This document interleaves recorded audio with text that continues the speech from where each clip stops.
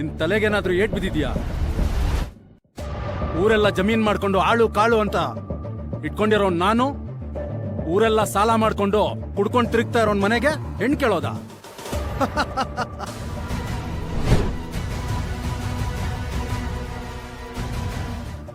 ಆಕಾಶ್, ಇದೆಲ್ಲ ಆಗೋಗೋ ಮಾತಲ್ಲ. ನಮ್ಮ ಆಸ್ತಿ ಅಂತಸ್ಗೆ ಹೊಂದ್ಕೊಳ್ಳೋ ಹುಡುಗಿ ಇದ್ರೆ ಹೇಳು, ಮದುವೆ ಮಾಡ್ತೀನಿ.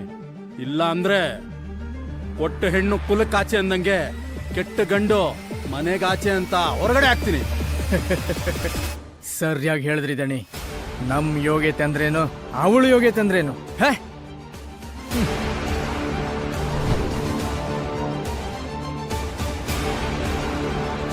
ಅಪ್ಪ, ನಾನು ಅವಳ ಮನೆಯವ್ರನ್ನ ಇಷ್ಟಪಟ್ಟಿಲ್ಲ. ಅವನಿ ತುಂಬಾ ಒಳ್ಳೆ ಹುಡುಗಿ, ನನ್ನ ಮೇಲೆ ಪ್ರಾಣನೇ ಇಟ್ಟಿದ್ದಾಳೆ.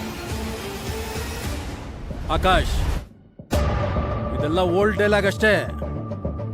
ತಿನ್ನಕ್ಕೆ ಅನ್ನ ಇಲ್ಲ ಅಂದ್ರೆ ಕುತ್ಕೊಂಡ್ ಪ್ರಾಣ ತಿನ್ನಕ್ಕಾಗಲ್ಲ.